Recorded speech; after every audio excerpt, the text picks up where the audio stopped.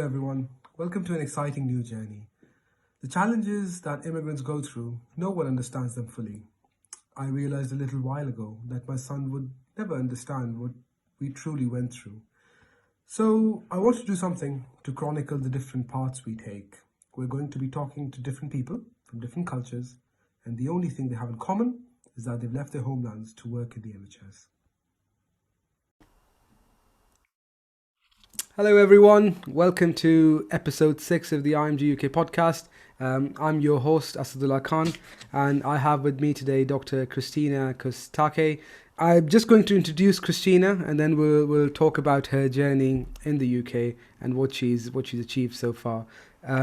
So Christina is from Tulcea, which is a city in Romania, and she's a pediatrics ST3 registrar.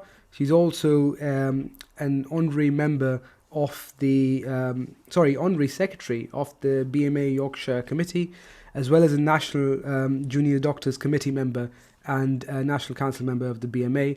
So, and she's very, very enthusiastic about improving working conditions for IMGs, and I think she's going to be a fantastic ally in the struggle that many IMGs face. So, welcome, Christina. Hi, thank you for having me. Christina, why don't we start by asking you, tell us about your journey so far. When you came to the UK, so what prompted that move? Why did you decide to move? Never actually, when I went to medical school, I don't think I've ever intended to leave. Um, I'm from a working class background, so I never dreamed about leaving my home country. Leaving my hometown was the most that my imagination could have taken me, or as far as my imagination could have taken me. But in back home, because we don't have guidelines, you are expected to know what you're doing once you get your residency, as in your specialty. When you graduate, you sit an exam, and then according to what grade you get, you more or less choose what specialty you want to do. And because of that, and because I wanted to choose the right specialty for me, I did a lot of voluntary work in hospitals. I shadowed on the ward. I used to not spend that much time at home, but spend a lot of time on the ambulance and doing projects with children and all sorts. And I also wanted to get myself physically ready for doing 48-hour shifts, whatever. And the more I got into the system, the more I realized not that I didn't necessarily belong, but that I didn't belong, and that there wasn't much change that I could make because I just didn't have the right background in order to be given a voice, or the power to make a change. For example, I remember I was on one of my ambulance night shifts, and we were in what you would call nowadays majors. There were two patients lying on the bed, and I can't really remember how I got to the bed of this patient. And one of the nurses came and was like, "Oh, don't talk to him because he's got brain mets and he doesn't understand you."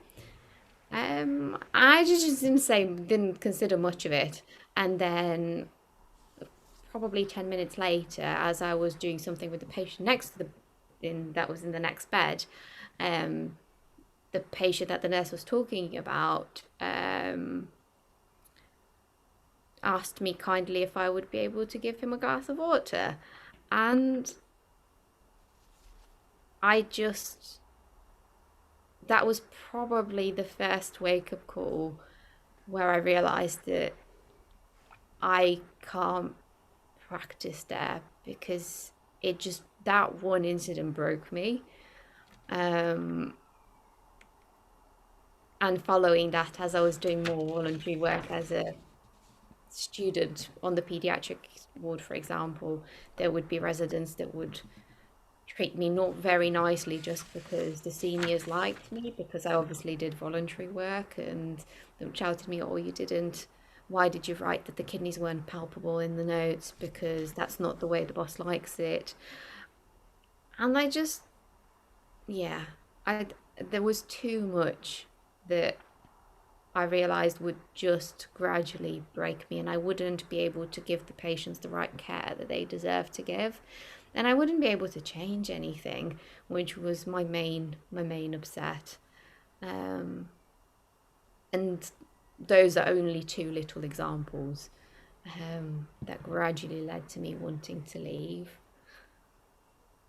And was that it sounds quite difficult. Was that change that you talk about, was that in pediatrics, in yourself as a doctor?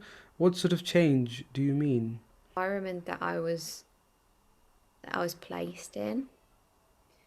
Um, Bribery is quite common there, and I think should I have stayed, also because of the toxic culture, there's no talk about bullying or harassment Hmm.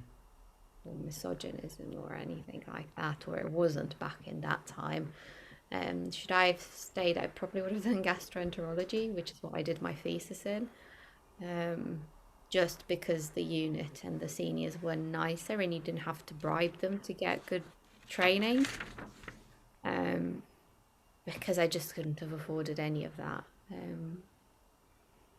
So it was more probably a wish to belong somewhere and to be able to give patients the proper care that they deserve.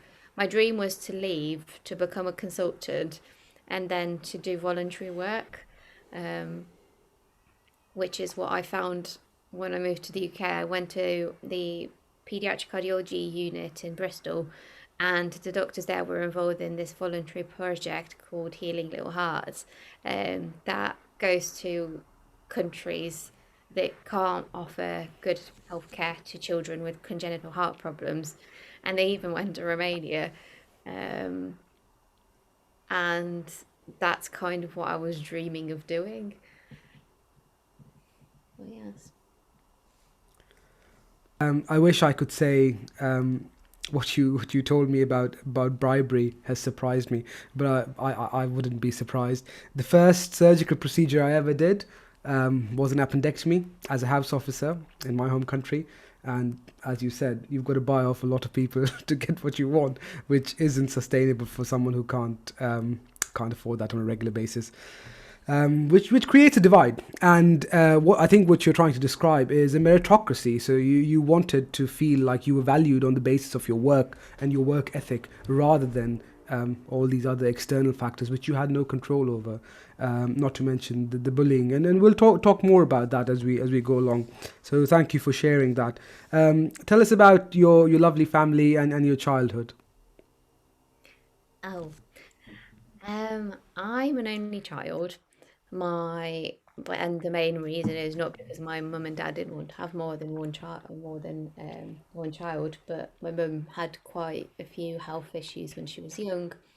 She was basically not really allowed to have children.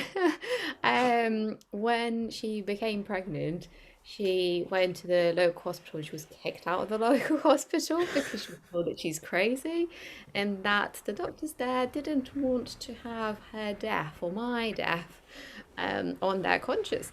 So she went to Bucharest, which nowadays is a 4-hour car journey away. Bless her. And luckily, this was before communism fell, because we have to talk a little bit about that. Um, I know, because my dad was a sailor, he could afford a bit of bribery in order for my mum to get good maternity care in Bucharest. Um, and I can't really talk about that without mentioning the fact that I was an ex-prem and my dad was obviously on a voyage when I was born. Because I was planned for 2 months later than when I was born. So my dad found out through a telegraph that I was born. Um, but yes, my mum's an accountant. She did her university studies when I was in high school. Um, And my dad has always been a sailor and carried on being a sailor until he retired. A couple of years ago, I finally managed to convince him to retire because he was never good Congratulations. at help. Convincing your parents to do something is frequently one of the hardest things you can do. So congratulations on that. And your mum sounds very inspirational. She sounds like a very hardworking person. I mean, I'm sure this makes for fantastic dinner table conversation at Christmas dinners when you talk about this story. Oh, um, imposter syndrome is genetic. Like, don't worry, that's all of us. It just follows us around like a shadow. Okay, so you're in the UK. You came here after your medical degree in Romania. Um, let's talk about your life before, and then we'll move on to your life afterwards. You know, since you came here. So, what do you miss most about your hometown? my mum and dad. Yeah, just my mum and dad. I think COVID made me reflect on that a lot because I didn't see them for, I can't even remember how long it was. What without see how much it was, how long it was without seeing them. Um, it was only when I went home that I realized how much I'd missed my safe space. A lot of things happened from a personal life point of view without me seeing them that I felt I felt that. I ended up crying like every single evening or at least 2 or 3 times a week just because I missed them so much. Um, I ended up going and literally sitting one of my membership exams on the floor without studying anything, and I passed. That shows how beneficial being in your little safe nook, your little safe space, how important that is.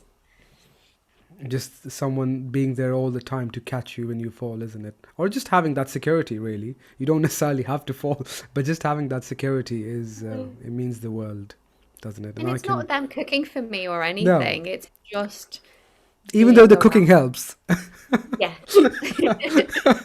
Oh, my mum's an amazing cook, as all mums are, I guess. Yeah, I know, that's the thing. um, okay, so fine, you moved to the UK. How was your first day, your first week, and your first month? I pinch myself every morning because I couldn't believe I was here. I used to wake up every morning and go to the window.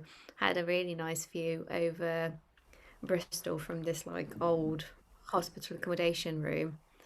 Um, and yeah, I used to watch the sunrise and I just couldn't believe that I was there. Um, there used to be this thought about weird impression that I had about the UK, which is embedded a little bit in my past.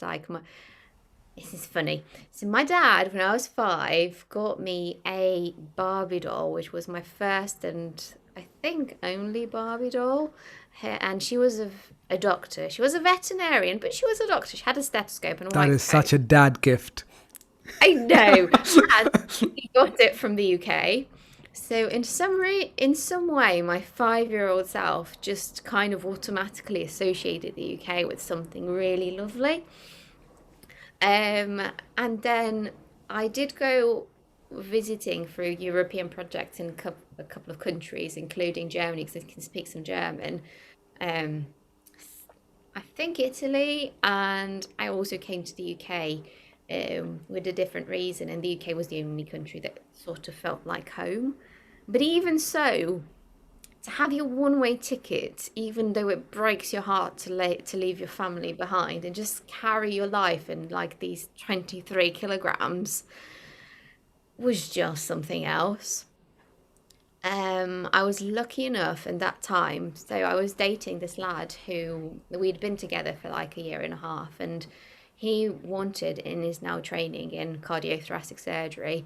I obviously wanted pediatric cardiology. So we knew that when we were coming across, we were giving away our relationship because it was at risk of falling apart. Because you change so much, you just become a different person. whilst you're here. And some relationships do last, but we knew that ours was unlikely to last, because we weren't looking at keeping it together. We were prioritizing our careers. So but then, yeah, I would be the one waking him up every morning, being like, "We're here, we're here, we're here," and just the Bristolian air and the hills and trying to find your way around and trying to work out the buses, the and bus times and what National Express was. We had no idea, but we knew it was cheap because we couldn't afford trains and um, shops. We didn't obviously know what Tesco or Sainsbury's was. Trying to get a SIM card. Um, Also trying to sit our IELTS exams because, believe it or not, I didn't get a 7 for writing, which I needed back in that time. And he didn't, I can't remember what he failed. He didn't fail it, but he got a low mark for speaking. So we had to arrange that. And yeah, just getting to know everything, I guess. Um, in the meantime, whilst I was doing my clinical attachment, we were trying to sort out our GMC registrations. We obviously needed the IELTS exam, but equally, I was stupid enough. 'Cause nobody had told me that I shouldn't do that. I thought that my GMC registration would be linked to a job application. So what I did is I put my 900 and something hours experience in A&E on the ambulance that I had as a student, which I should not have done because I had to obviously then get a document to prove that I wasn't liable or something, that I didn't have any liability issues whilst I did them, um, which was a document that nobody understood back home. And I was lucky and equally unlucky enough for my granddad to die whilst I was here. So my dad was away on in his voyage, so my mum was on her own. So I had to ve- ask my dad whether I could spend some of his money because he used to send me his salary for me to be able to afford a living. Um, if I could use his some of his salary, obviously, to be able to fly back home to be with her. And whilst that happened, with the massive snowfall that we have in Romania every winter, that nearly got me stuck and missing my flight in my hometown, I managed to go to this emergency hospital where I did my shifts and just wait outside in the cold for half a day for this signature with like some alcohol in my bag and some chocolates, just hoping that somebody would give me that signature so I can get my GMC registration. And it happened eventually. But yeah. Diet of champions. No. um, it sounds really hard. These are all these different hoops you have to jump through, which I know. I'm not surprised by this, but I bet a lot of people may not know this about you because they see you as the pediatric registrar in front of them, confident and there to save lives, so to speak. But what people don't realize is that there's this amazing story of sacrifice, not just on the person's part, but on their close family. Like, for example, what you were just telling us about your dad, on everyone's part as a collective, and that plays a role in your story. So that's wonderful. The next two questions are sort of linked. So, we talk about our challenges when we come here. We talk about our successes. You've obviously achieved a lot, and it's very, very inspiring. But what would you say has been your biggest challenge? And, on the flip side, what have you learned from migrating to a new place? One of the main challenges was finding myself again. Um, Even though the BMA was absolutely lovely, picking me up from the crowd and helping me discover all these things that I never used, like leadership skills and ambition and determination that nobody had ever cared to look at. It was just me and my personal life trying to find friends because you end up in this world where people have had friends from their university years or high school years, and somehow you don't have anybody, and you don't, which is not necessarily sad. You've got yourself, but you have to find people that are willing to open their friendship group to somebody that is new to the country, somebody that's willing to listen to their challenges, somebody that's not biased and can understand their financial challenges, and that is patient enough to be patient. Patient enough to bear with language cues, I guess, and just cultural cues. And remember having this chat with one of my housemates, because I used to live in hospital accommodation, who asked me something in the lines of, why don't you use hot water when you wash dishes? Because obviously hot water kills bacteria. And I kind of just looked and said, well, we don't have hot water back home. Cold water is all we've got. So I never actually thought about it that way. And just finding people that are okay with that, I guess.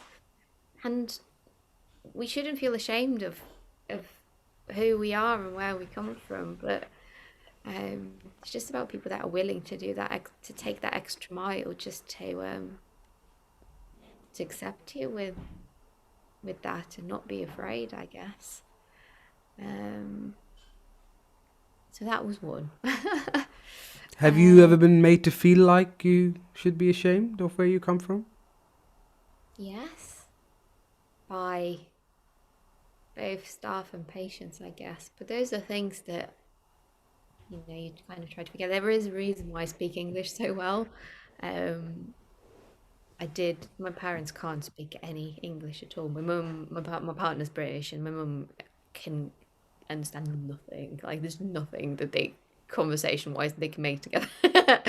um, and I didn't do my university in English, I studied in Romanian.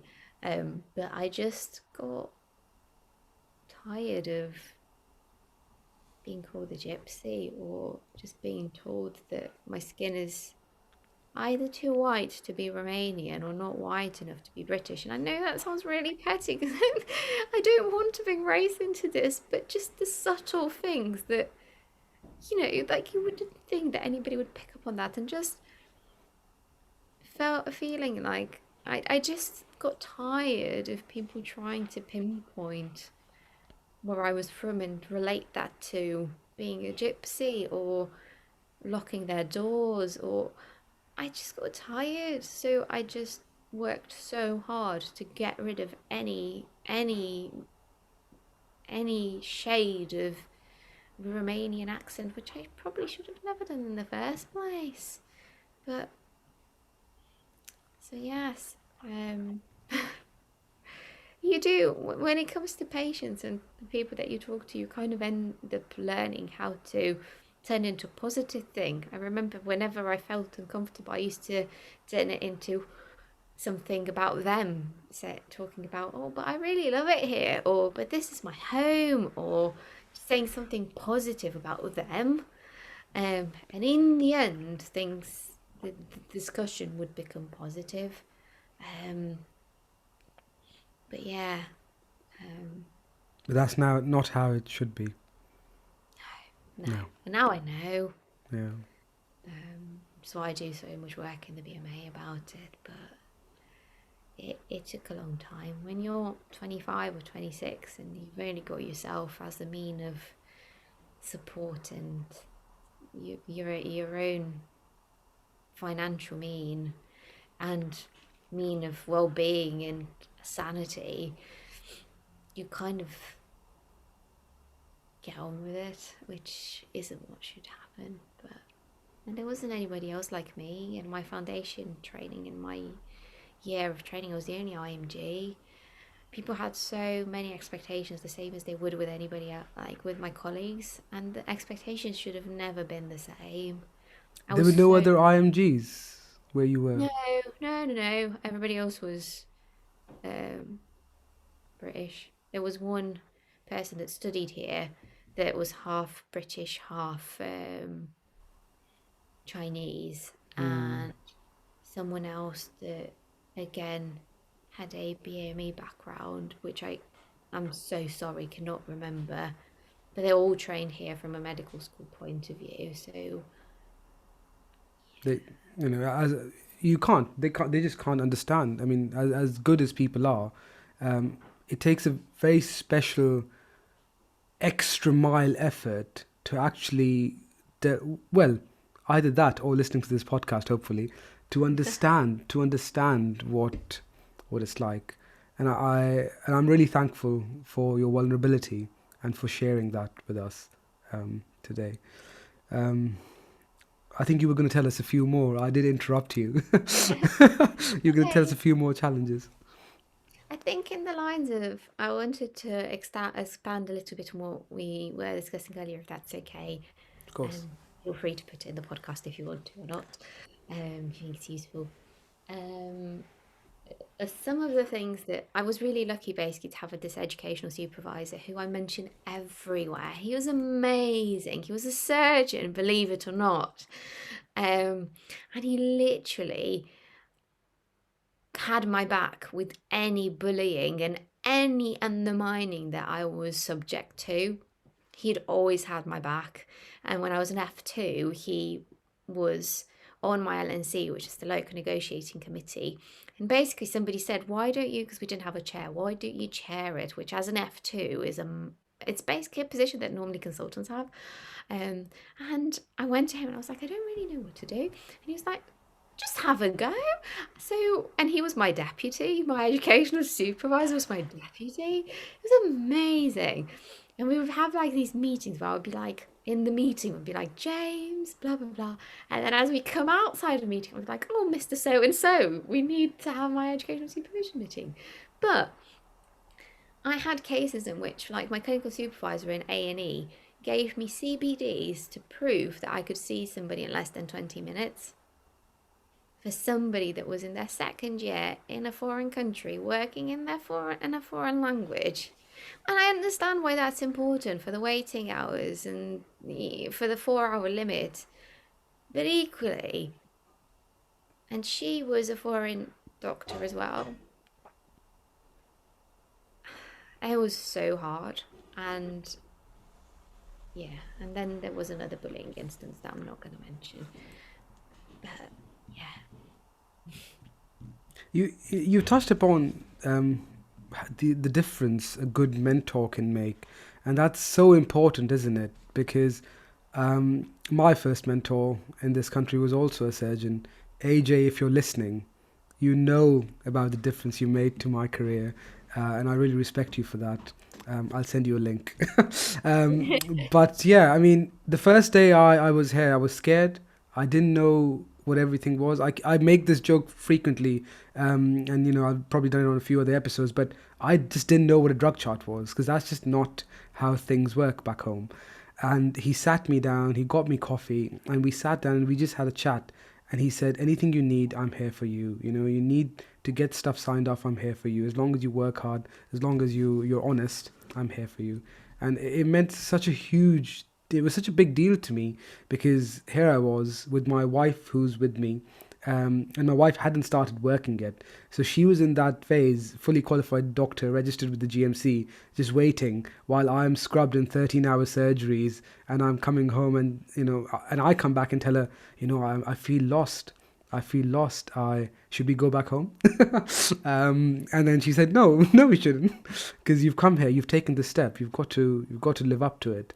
And then things did work out obviously eventually, but it wasn't easy. But that's good because all of that allows us to talk about it now. Um, The thing uh, is, it's so funny, like how many people think that you take it the easy way, that this is the easy journey. It just breaks my heart that it's how it's many the people from back yeah. home think this is the easy way, that you've abandoned everything and just to have it easy. Leaving your home is the hardest decision in the world. And actually, from a quality of life standpoint, life back home would be, comparatively very, very different. Obviously, as a consultant, I'm not talking about as a junior doctor, but it's very hard. It's, you know, we'll talk. We'll keep talking more about that. Um, what have you learnt from moving to a new place? I think after going through my granddad's death and then my uncle's death quite a few months later when I was working, I started working, and all these uncertainties and just moving around do teach you that nothing is, and it will sound like a massive cliche, but nothing is permanent. And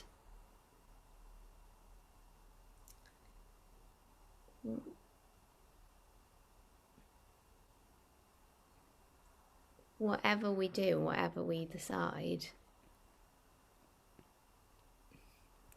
it will work out in the end, one way or another, as long as we're happy with the decision that we've made. The easy thing is to feel regret about the decisions that you've had. To be fair, the more you become more an adult or succumbed into adult life, the more whatever decision you're going to make, you are going to make a mistake in the end anyway, with regards to your life decisions. So I guess, yeah, whatever we do, just have to feel no regrets because things are too fleeting and they And don't there's wait. Time and waits for there's nobody. two ways of looking at it, isn't there? You can look at what's happened from the lens of regret, or you can look at it as a learning point and use that to shape your journey. And I think that distinction is very, very important, or so I feel. Um, Christina, I think the next one you're probably going to say there's many things you could say, but what would you tell yourself if you could go back in time to the moment where you decided to make this journey? I think my 25-year-old self would be really proud of me in a way, which is quite nice. But equally, it will be a lot harder than you think. You're going to have times when you're going to want to go back to mum and dad, but you're not going to have the money to go back. So you're going to have to carry on. There are going to be times when nobody's going to understand you and you're going to be on your own, hugging yourself to sleep. Um, they're going to be times when you're going to feel lost. There are going to be times when you would have lost hope. But there's always going to be a guide light that's going to keep you or guide you back to the shore. You've got this. That's amazing advice. I think we can all do with pep talks to ourselves like that from the future, especially when the imposter syndrome is very strong. I know. Oh my God. Too much of that. I need a t-shirt with imposter syndrome or some sort of imposter queen on it. Business idea. Business idea. Yes. Are we being joined by a few more cats? No, but they're No. just sleeping together. Little boys. My little Um, babies. I'm all out of questions, Christina. It's been a pleasure talking to you tonight, and I think the things that we've talked about are probably not new things. They are things that have been raised before. They are things that people do talk about before. I'm sure you've talked about it with many people on a personal basis, and I have myself. Um, but I think reinforcing those